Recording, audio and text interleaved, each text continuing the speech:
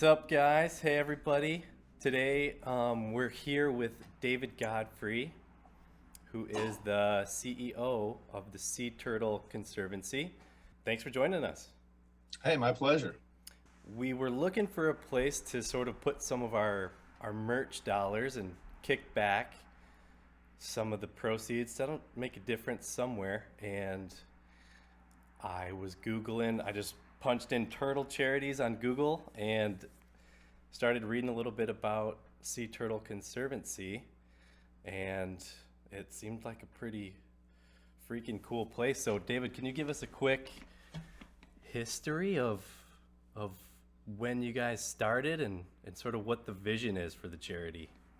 Absolutely. I'll try to keep it short, but it's hard Mm-hmm. to distill 60 years of history into a short answer. Absolutely. Um, the Sea Turtle Conservancy was founded in 1959, and it was the first organization in the world created specifically to study and protect sea turtles. Okay. And the guy who was sort of the impetus of its founding, Dr. Archie Carr, sort of the godfather of sea turtles. And Mm-hmm. this guy, they took, so and so wrote the book on something. He literally wrote the book on sea turtles. He was a professor at Mm-hmm. the University of Florida in the 50s and 60s and up until his death in the 80s. Okay, so he And passed away. he did, unfortunately. Mm-hmm. Around, you go anywhere around the world where people work with sea turtles or they're studying sea turtles, and you say Archie Carr, they know exactly who you're talking about. Okay, so you worked with him closely yourself? To be honest with you, we didn't get a chance to overlap. Okay. Um, I came to the organization by way of other family members. Mm-hmm. When I came out of college, I wanted to dedicate myself to conservation, and his wife, Marjorie Carr, was a major part of the environmental movement in Florida, Okay. kind of the matriarch of the Florida environmental movement. Uh-huh. And she had a group that was working to protect rivers and forests in Florida. Mm-hmm. And I went to work for her. So I was, Marjorie Carr was my mentor. I was able to learn a lot about how you do this kind of work from her. And by the time I got started, her husband had already passed away. Mm-hmm. But I got to know the family, and I got to know this sister organization. Transitioned over here in the early 90s. So I've been with the Mm. Sea Turtle Conservancy for approaching 30 years. Cool. Wow. And, Okay.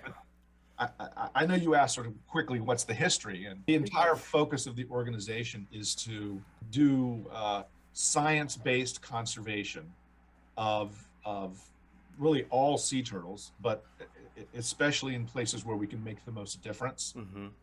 And the history of the organization is one of identifying the most important nesting sites for different species of sea turtles, Okay. and as well as foraging sites. That is the places in the water where they congregate and need viable habitat to survive. Mm-hmm. And we study those places. We study what's going on. What are the threats to the animals? And then we engage in direct conservation, working with communities, working with governments around the world, putting in place laws and regulations, Okay. building local support from people and communities so that they're vested in the protection of the animals. One of the best examples I can give is in the 1950s. Dr. Carr was traveling around the world trying to find out where green turtles nested, and he Okay. found this really important place in Costa Rica called Tortuguero, and everybody was eating the turtles. Like almost every No turtle that came way. ashore, they were getting eaten. There was somebody waiting for the turtles. Oh my. They would take the eggs, they would take the turtles, and No. yeah.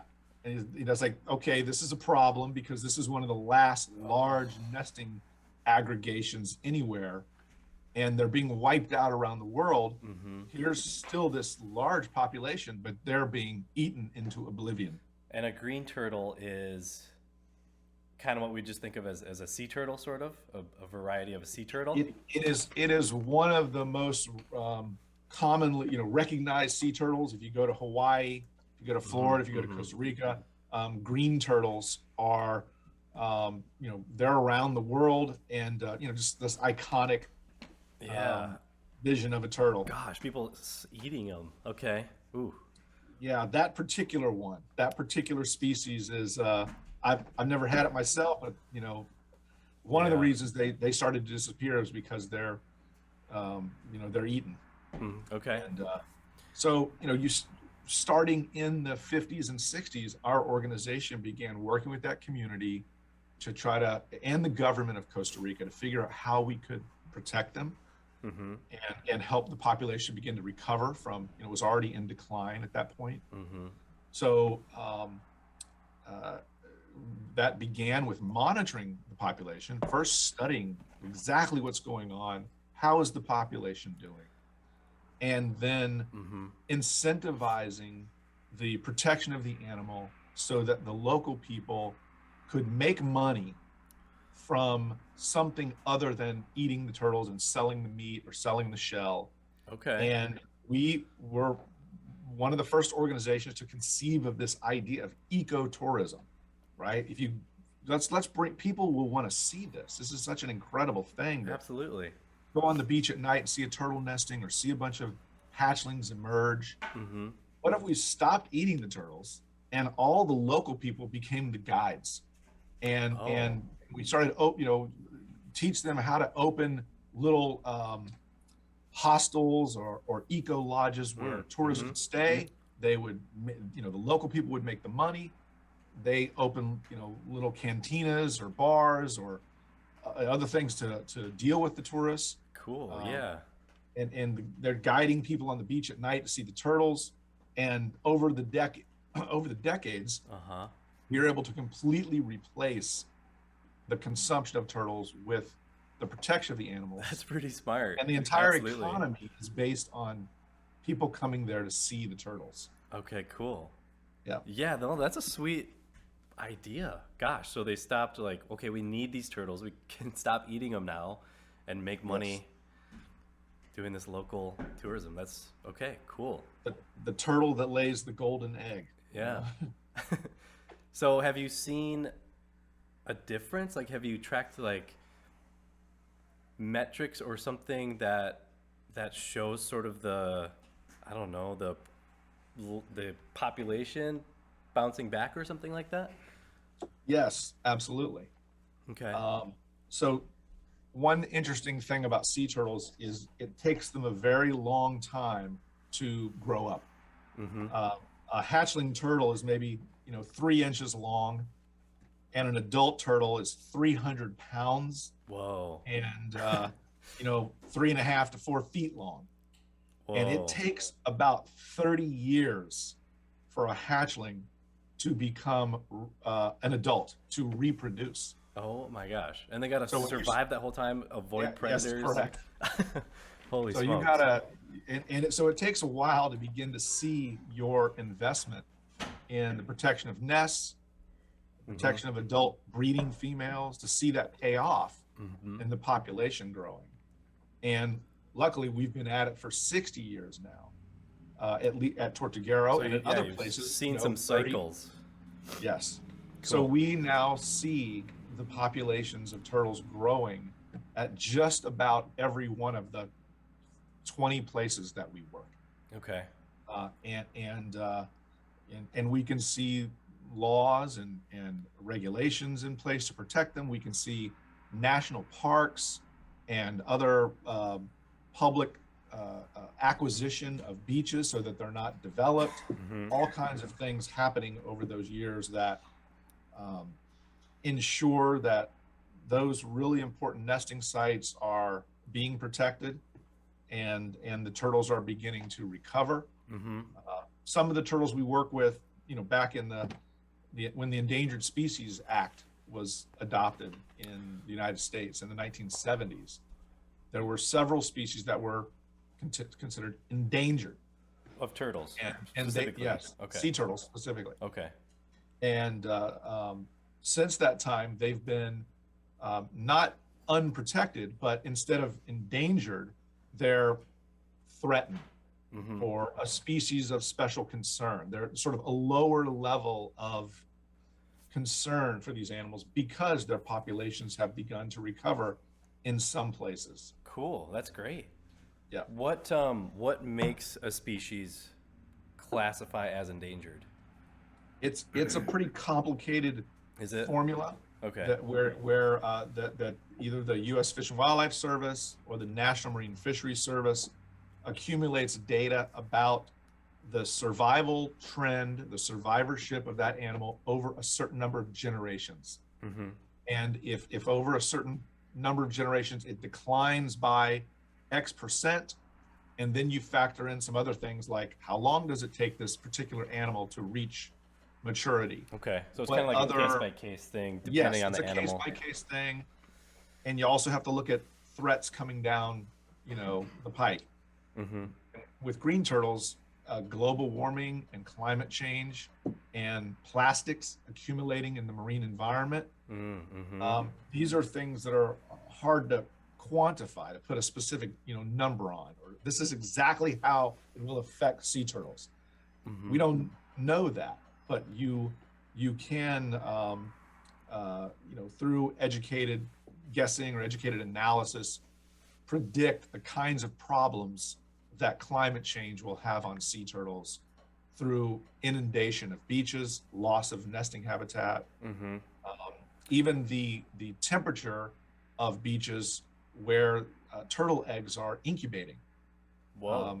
Okay. An interesting fact about sea turtles is that whether an egg develops a female hatchling or a male hatchling is determined by the temperature at which the nest incubates. Whoa.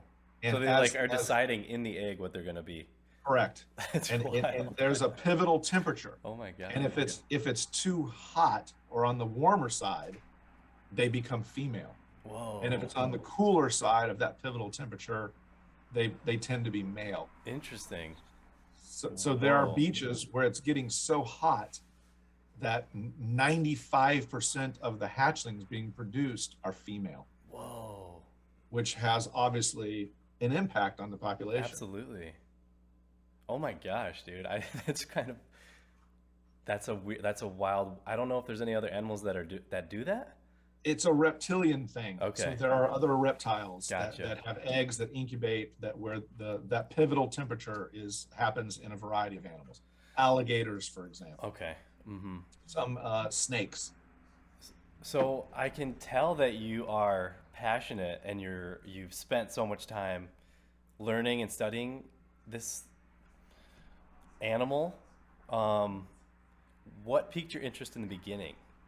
I'm curious what got you started, what sent you down this path? And I'm a native Floridian, and I grew up near the coast, the east coast of Florida.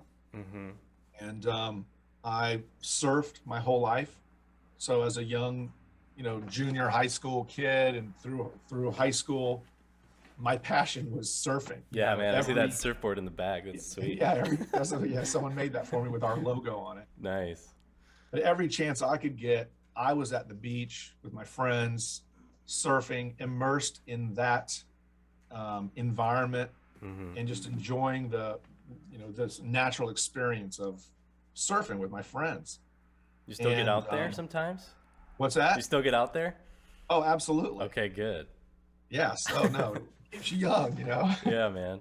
Not only would I see sea turtles, but I would see the natural world around me. And as I grew up, I watched special places getting polluted or undisturbed stretches of beach getting overdeveloped. Yeah.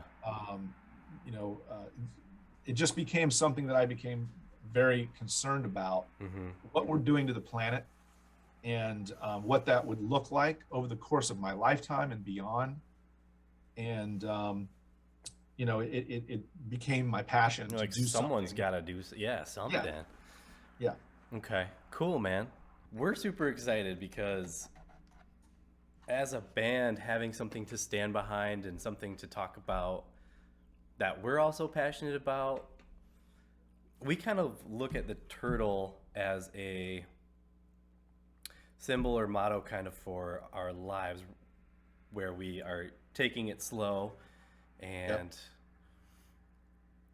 just kind of trying to embody that, where life can get to be a lot sometimes, so to slow down and remember what's important, we kind of use the turtle as a reminder for that. It is an icon, a totem, if you will, for a lot of people. Mm-hmm. There are, even Native Americans and indigenous people around the world, the sea turtle plays a very important role in their mythology, thinking that life developed on the back of a giant sea turtle. I I've mean, read there are all that, kinds yeah. of stories like that. Mm-hmm. Thinking that their own fertility is linked to the fertility of the sea turtles that come to their shores. I've Wow. discovered that as I've traveled around the world and been to a lot of the places where sea turtles are. They're very important culturally. And you're right. They have this sort of home around them. They're Mm-hmm. protected. They're long lived. They're loyal to a particular beach. Are they? They They'll come back to the same Same spot? beach, exactly. Whoa. Their ability to navigate is rare in the animal world. There are 'Cause- very few animals that can do what they do. and they'll swim for like thousands of miles to lay eggs and then spin it back around and go thousands of miles back to Exactly. the. Whoa. Yeah. That's And crazy. when our organization started studying turtles and we started learning that they migrated and that they came back to within the same eighth of a mile little stretch of beach Mm-hmm. after having been 1,000 miles away, the U.S. Navy actually became interested in how that was possible. Whoa. And Okay. we got a little bit of funding back in the early days of the organization in the 50s and 60s to try to answer that question, Mm-hmm. because it takes the U.S. Navy and any captain pretty sophisticated equipment to navigate that precisely. Mm-hmm. How the hell does a sea Absolutely. turtle do it on its Yeah. own in the water? Yeah. Holy smokes. And so we've used satellite telemetry to track the animals. We've done all kinds of testing, and lots of researchers, not just the Sea Turtle Conservancy, but Mm-hmm. collectively, we all finally found out the answer not more than about 10 years ago. Really? Okay. Sea turtles can detect the Earth's magnetic field, and depending on where you are on the planet, latitudinally or longitudinally, the characteristics of the magnetic field, its angle and its intensity, Whoa. are unique to each spot in the world. Oh my And they God. can use the magnetic field to navigate. What the heck? So David, we are excited to help.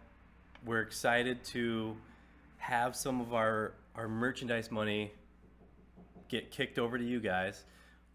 Where do donations go? Where are they most used by you guys? Where can people see their money making a difference? The organization runs a lot of long-term um, turtle and nest protection and monitoring programs at some of the most important nesting sites in the world for sea Mm-hmm. turtles. And we typically employ local people, in many cases indigenous people, Uh-huh. particularly in Panama.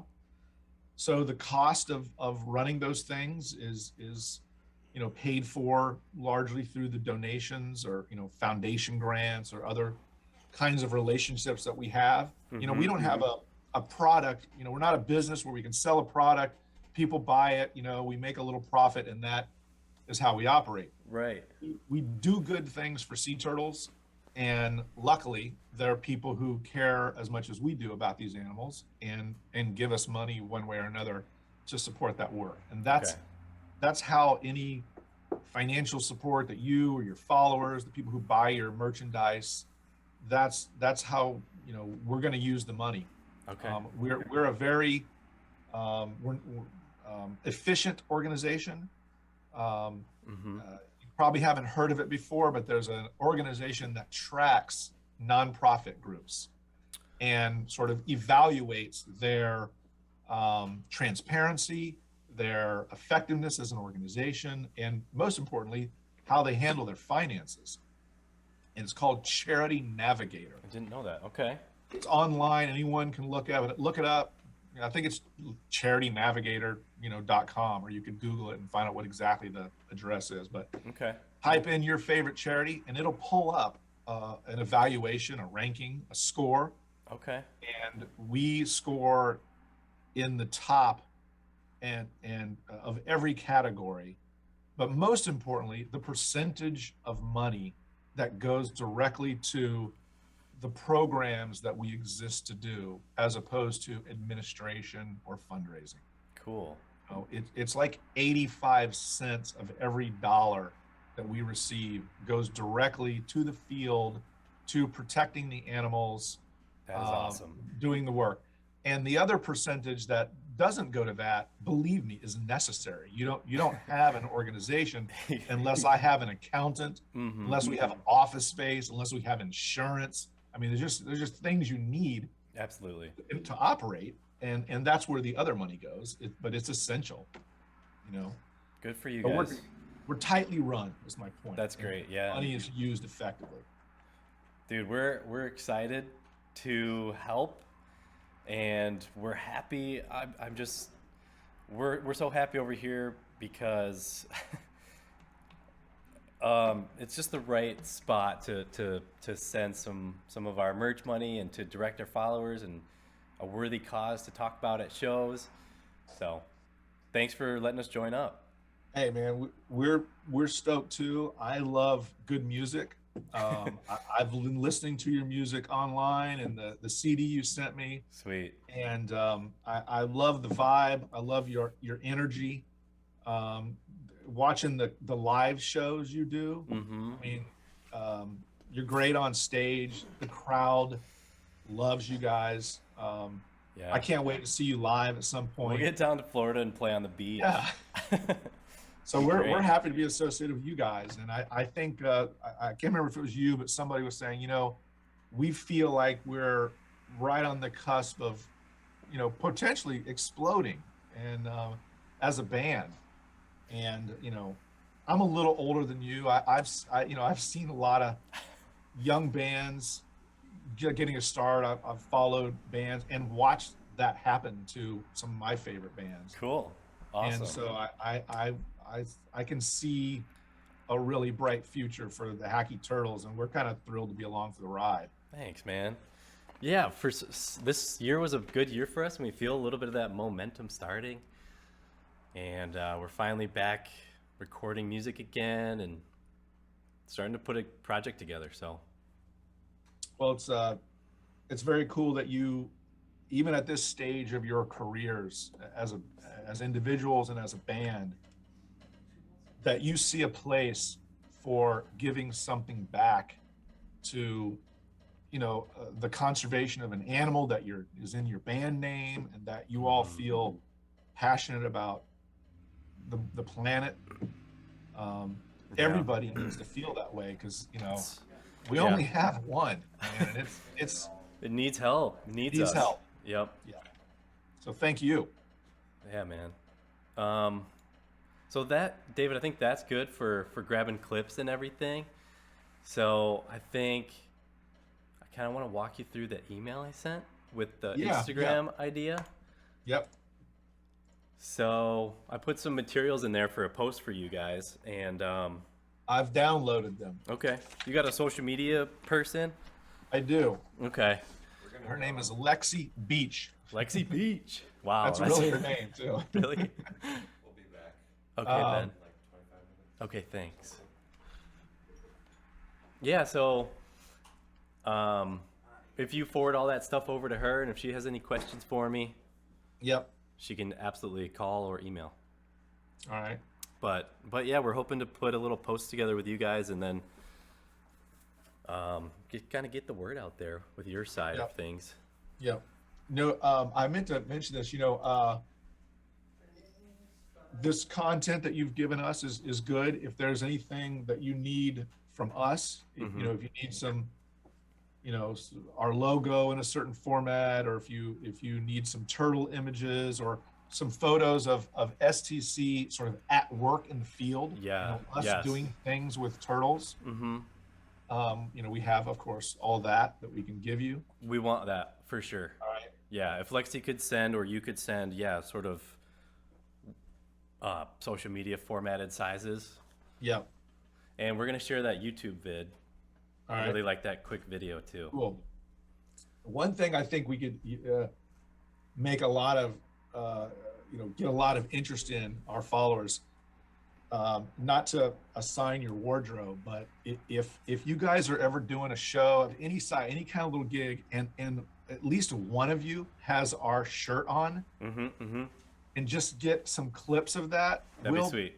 We'll blow that up. Okay, cool, man. All right. Yeah, I passed the shirt out to everybody, and we've been wearing them. It's great. All right. We'll do something on a stage one time. Yeah. I mean, it might look stupid if you all have it on, but somebody. Yeah, absolutely, man. Okay, right. That's a good tip.